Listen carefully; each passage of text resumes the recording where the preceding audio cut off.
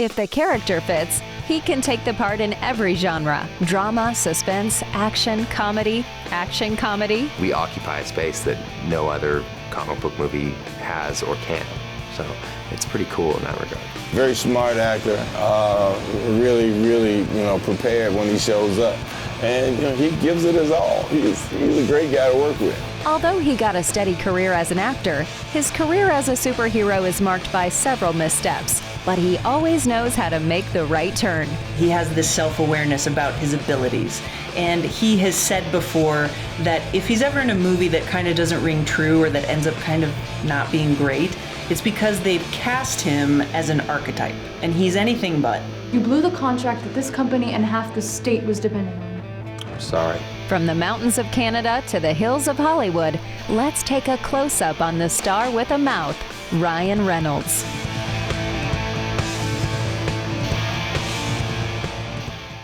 Ryan Reynolds was born October 23, 1976 in Vancouver, British Columbia. He's the youngest of 4 brothers. His father, James, was a member of the Canadian Royal Mounted Police before retiring and becoming a food wholesaler, and his mother, Tammy, worked in a retail store. Ryan Reynolds has always been smart, but he wasn't a great student. He describes himself in one interview as a complete asshole as a kid. He was a troublemaker. He would run around his neighborhood and throw fireworks in neighbors' mailboxes. To this day, he probably has a lot of neighbors that he owes apologies to. Ryan's professional career as an actor kicked off in 1991 when he got the part of Billy Simpson in the Canadian teen soap called Hillside. That show was actually known as 15 in the US and a lot of other international markets. Ryan says it was kind of a cheesy show, but he got a lot of on-the-job training as an actor doing it. After high school and his job on the teen soap ended, Ryan's main job was to be an overnight stock boy in a grocery store. He tried college for a day, but he left in the middle of his first class. He was like, "This is not for me."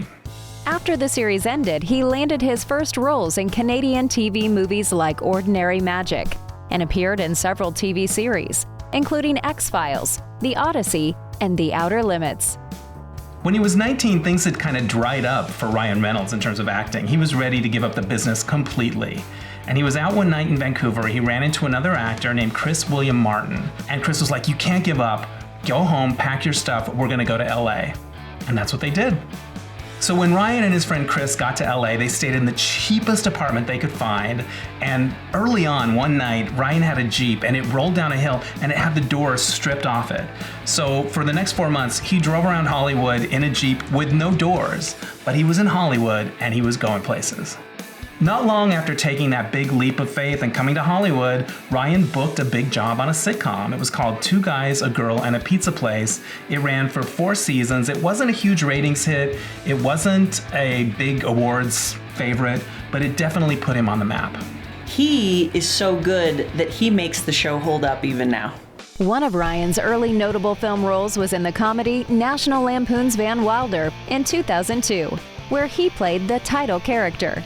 This was a movie about like your classic idiot college student that was just at college to party.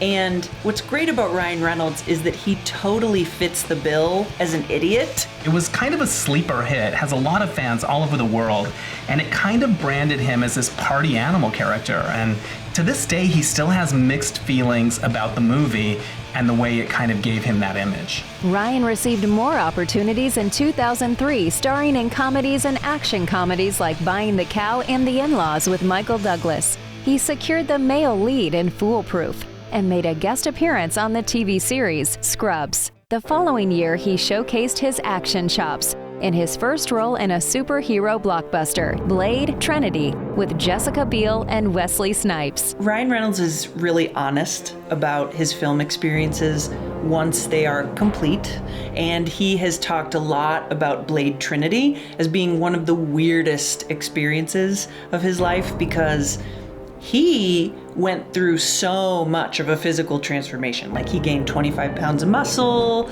to play the role, and he did all this training so he could fight vampires. And then he joined forces with Wesley Snipes, who was really unhappy with the production. And Ryan Reynolds has said in subsequent years, like, "Oh no, I never met Wesley Snipes. I only met Blade." Next, he went on to assume more and more leading roles in a series of movies, from the horror to the romantic. With as much as audiences want to be with Ryan Reynolds and like kiss his face, he hadn't really done a lot of romantic films until Definitely Maybe. Just a really sweet movie where he just got to be warm and fuzzy with a little kid, and you get to see him in all these funny situations with his girlfriends. I remember that movie as being one of the first times I was like, maybe I could be Ryan Reynolds' girlfriend. But I like Summer. I can't believe she turned out to be such a... Heartbreaker? No. Opportunist? Double-crossing?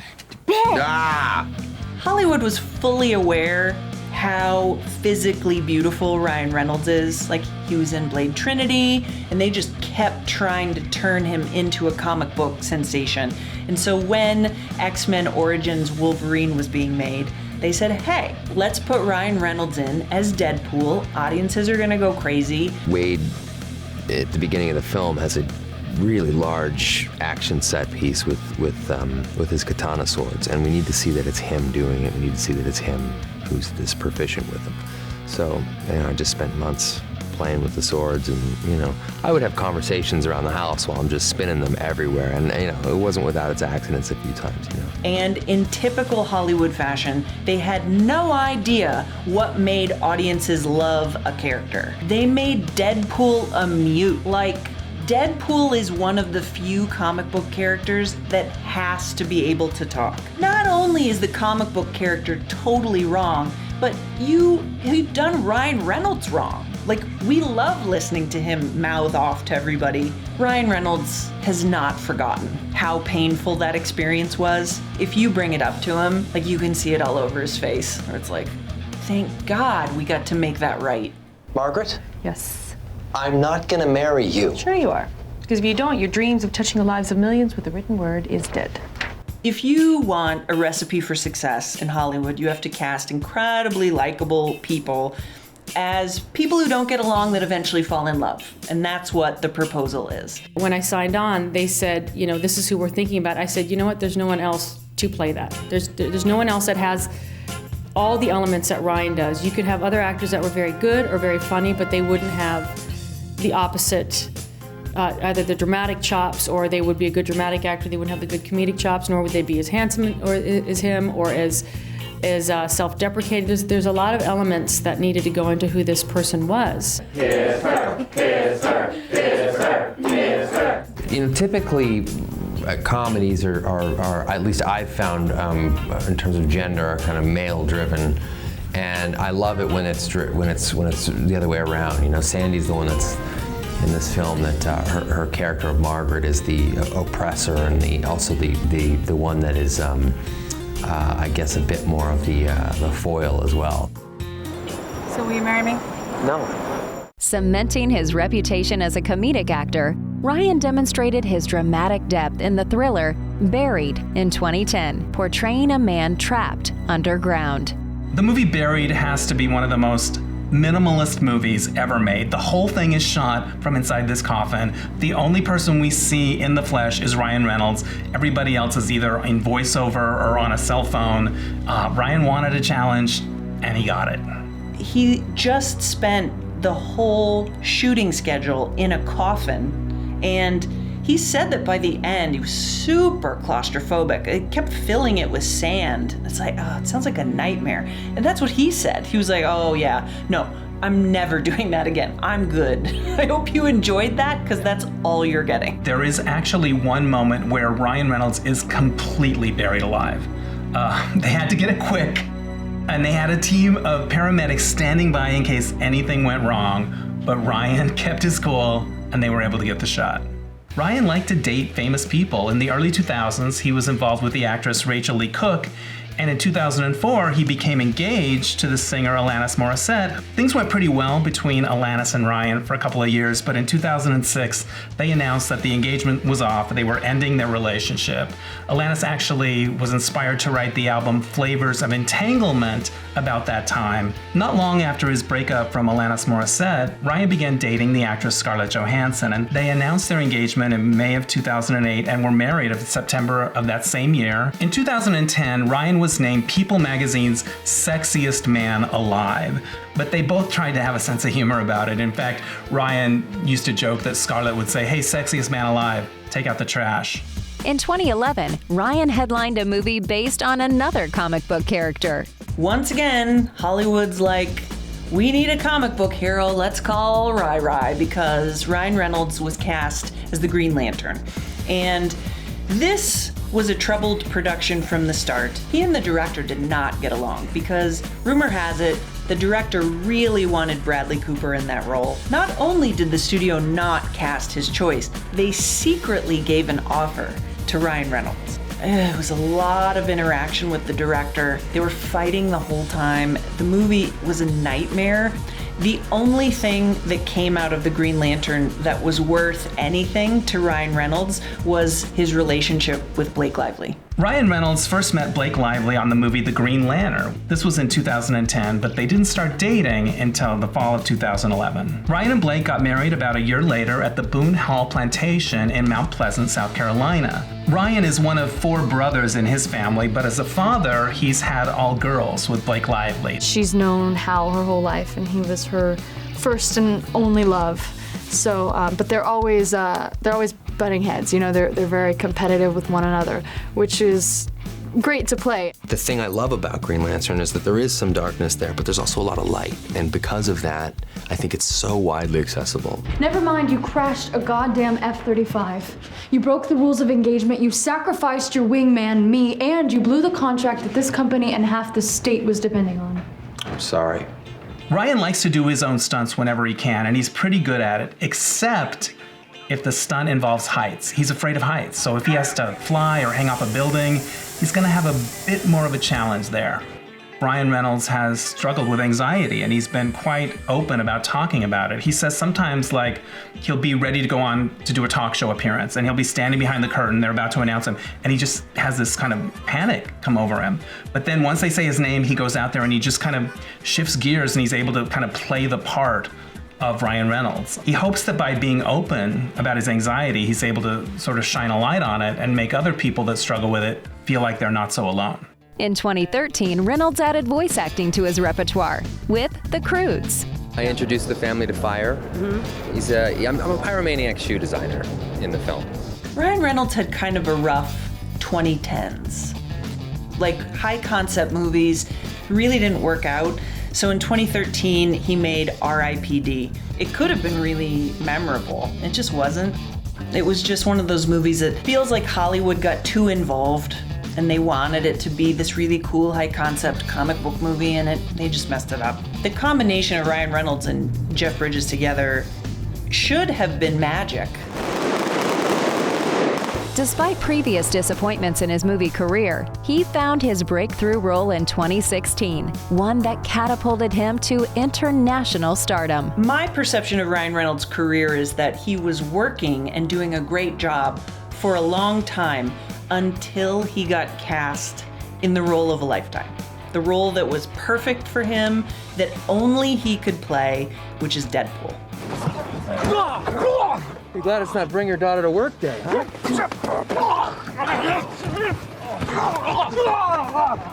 Ryan Reynolds first became aware of Deadpool because there was a reference to him in one of the comics.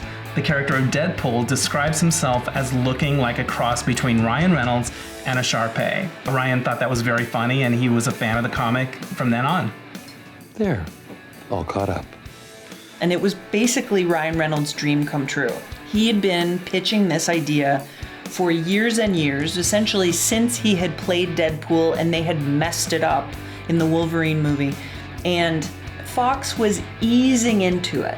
They had no faith in the film at all. They were really worried that it was going to be R-rated.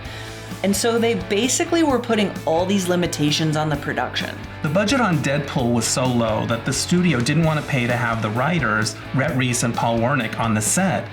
But Ryan knew that having them there would help him come up with the best jokes and would really make the movie better. So he paid out of his own pocket so that his fellow writers could be there. You know, he was involved with this from the beginning, so when the writers started the script, he was there with them for days on end before they wrote anything. And I think his personality and his DNA is really infused in this character. He is Deadpool in every sense, and he's completely owning it. You know, I think we were 2 days into it, and I said to Tim, I was like, wow. Taxi! Audiences that haven't been indoctrinated into the Deadpool world, I think they're gonna, I mean, it's a simple character to kind of figure out quite quickly. I mean, the largest hurdle they'll have is that he breaks the fourth wall. Otherwise, it's just funny, you know? And I mean, we're on set with some of the crew members may not necessarily be versed in Deadpool, and they're laughing at, you know, really obscure references that we're making and that sort of thing. But at the end of the day, it's an origin story, and so we're teaching them who this guy is. I wasn't talking to you. I was talking to them. After Deadpool was shot and it was time to promote it, they didn't have a lot of money in their marketing budget, so Ryan Reynolds got creative. He had held on to one of the Deadpool costumes, and he went trick-or-treating at Halloween in 2015 and got a lot of fun video of it, and it ended up all over YouTube and helped get the word out about the movie. He did 75 original pieces of marketing for that movie. Ryan Reynolds really felt a lot of pressure for Deadpool to succeed. He had been in a lot of movies that looked like they were gonna be big and then were big disappointments. So he kind of felt like, this is it. This is kind of my last shot. And he was not taking any chances. He really took a lot of control of that movie, and taking more authorship really empowered him from then on. There are so many great stories about Deadpool and about Ryan Reynolds making Deadpool, and like, there was a Make-A-Wish kid and his only wish was to see the movie before it was released, and he was so sick he couldn't make it to the one screening that they had, and so Ryan Reynolds took the movie and brought it to him. When it finally did come out, Deadpool became the first R-rated movie to have a 3-day opening of over $100 million. Ryan Reynolds was nominated for a Golden Globe for Deadpool, which is very unusual for a superhero movie. He lost to Ryan Gosling, who was winning everything that year for La La Land. Next, Ryan continued to diversify his roles, taking on a supporting role in a sci-fi movie. He did this movie with Jake Gyllenhaal called Life. Space movie, kind of a horror thing. Ryan Reynolds doesn't even live through much of it. But they were doing press together, and it was complete anarchy from start to finish. You couldn't get them to answer a question. It was great. You can see our already enormous weird heads even bigger. So the heads are massive, sometimes up to 60 feet, depending on IMAX. Metaphorically, because our egos are out of control. I think that as a performer, you have to know that your moment has arrived when Samuel L. Jackson signs on to a movie because you're involved. And that was Ryan Reynolds' experience with Hitman's Bodyguard. I said on 3, you shot early. Yeah, before they did. I'd done an animated film with him years ago called Turbo, and they paired us together in the junkets, and we had great chemistry. And I remember making a kind of a mental bookmark at that moment. I was thinking, oh, you know, if I ever find a sort of a two-hander movie, this is a good guy to do it with. It proves that, at least in my opinion, we were right.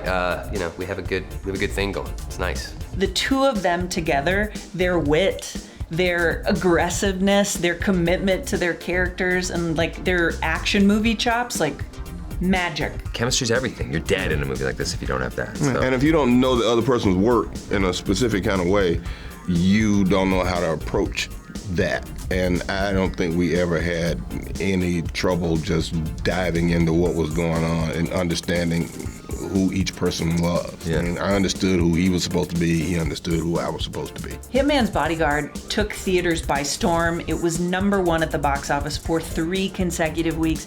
And with as many movies as Ryan Reynolds and Sam Jackson have had, that's one of their most successful of all time.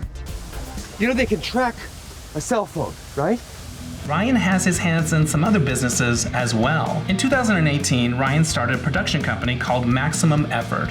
The plan was to make movies and TV shows, but very quickly they expanded into marketing because Ryan, it turns out, has a very clever mind for advertising. The only thing that's better than some Deadpool is more Deadpool. And so, yeah, we've got a Deadpool 2. We wanted to expand on that on our universe that we're sort of working on here, and we wanted to push boundaries even more than we ever could before. I mean, a lot of what we did in Deadpool 2 are storylines and things that we wished we could have done in Deadpool 1, but Deadpool 1 served as an introduction to the character, whereas Deadpool 2 really lets us sort of spread our wings and fly. So. Like, these are definitely his top 2 grossing films of all time.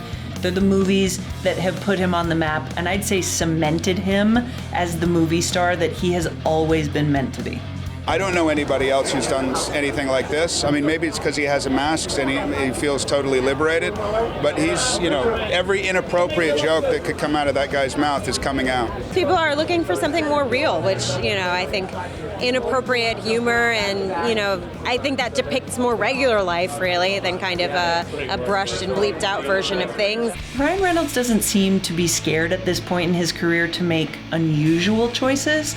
So when he was approached to be the voice of Detective Pikachu, he's on screen, or his voice is, like basically the entire movie. It's such a strange film, but it is one of the most successful video game movie ever. That's thanks to Pokemon, of course, but also Ryan Reynolds. One of his most unique outside projects, though, happened in 2020. He and a fellow actor, a friend of his named Rob McElhenney, bought a Welsh football club, Wrexham AFC. And then they made a reality show about their purchase of the football club called Welcome to Wrexham. He next delved into a series of action-packed movies, including Michael Bay's explosive 6 Underground. He reprised his role in Hitman's wife's bodyguard. From now on, I'm gonna be loose. We'll be a badass, And he produced and played in Free Guy, as a background character who realizes he's living in a video game. I personally have a real soft spot for the movie Free Guy. I love that movie. It's original, it's visual, he's so funny and charming in it, it's got heart. And that was a movie that almost didn't get made, and then when it did get made, it kept getting pushed back because of the pandemic. So I was very happy when it came out and it was a big hit. In fact, it was the only movie in the top 10 of that year that wasn't based on a pre-existing property. It wasn't a superhero, it wasn't a book, it wasn't a lunchbox, it was its own thing. I remember when I saw Back to the Future as a kid. It was like one of those movies that just like immersed you in a world and blew your mind. And that's what this film does. It really takes you somewhere else and it leaves you walking out of the theater with a huge grin on your face. After taking so much responsibility for the Deadpool movies, the movie Red Notice was just a chance for Ryan Reynolds to show up and be an actor. He was already friends with The Rock and Gal Gadot, so it was just like hanging out with people he knew, and his biggest job was coming up with alternate jokes for all of his lines. When he decided to star in Red Notice next to Dwayne "The Rock" Johnson, he knew that he had to get really pumped up, and even though his character is a thief, he is a thief that can like blow stuff up and drive cars real fast, so I mean, he came prepared. Growing up, Ryan did not have an easy relationship with his father, who he lost to Parkinson's. In one interview, he described him as a skin-covered landmine, and you never knew when this guy was going to explode. But now that Ryan has become a parent himself, he says he has a lot more empathy for his father. The movie The Adam Project had a lot more sort of heart and gravitas than a lot of Ryan Reynolds' previous movies. It deals with family dynamics, fatherhood, and it allowed him to reflect on his own very complicated relationship with his father. I could be brown, I could be blue, I could be violet sky, I could be... In the holiday movie Spirited, Ryan does something he's never done before in a movie. He's singing and dancing, and he spent 8 months trying to learn the steps and learn how to do it well. Because with a holiday movie, they're gonna show that thing every year, no matter what. So you wanna get it right. There's a lot of singing and dancing, which was not my forte. Not a naturally gifted singer or dancer, but it's that intersection of incredibly hard work and then really talented people that they put together behind the scenes. One of the challenges I had making this movie was to not do impressions of Will Ferrell doing Elf to Will Ferrell, but he's a comedy icon for me. He's an idol for me as well. So. He did not disappoint in person either. I could be purple, I could be anything you like. I could be brown, I could be blue, I could be violet sky. I could be hurtful, I could be purple, I could be anything you like. When he's not working, Ryan tries to give back to the causes that are important to him. In 2008, he ran in the New York Marathon to support the Michael J. Fox Foundation, which funds research for Parkinson's disease. In 1995, Ryan's father was diagnosed with Parkinson's, so it's a cause that's very close to his heart. Something else Ryan has done is he started something called the Group Effort Initiative, and it's a program that he brings onto his film sets where people from marginalized and underrepresented communities who haven't always found work or opportunity in Hollywood are brought in and given opportunities on his movies. And Ryan pays for this out of his own pocket, and I think that's pretty cool. Perhaps it's because Ryan's big success came a little bit later in his career. It looked like he could have been washed up at any moment before Deadpool, and so maybe that's why he works so hard. He doesn't take it for granted. He's always gonna hustle nonstop. Lots of stunts, lots of bumps, lots of bruises, but they're all spoils of war, you know? It's all part of the job. From heartwarming comedies to action-packed blockbusters, Ryan Reynolds' charismatic presence and impeccable comedic timing have made him a beloved figure in Hollywood. The characters that he plays on screen are definitely notes of how he is in his real life. And so that's just why he feels like an everyman. He happens to be like traffic-stoppingly handsome, but he's like still a normal guy somehow. It's been a lot of fun, you know? There's all that creative freedom you want. There's the, you know, embodiment and support of storytelling from the most granular level to the most macro level. So I've loved it. I loved every second of it. It's been a real blast.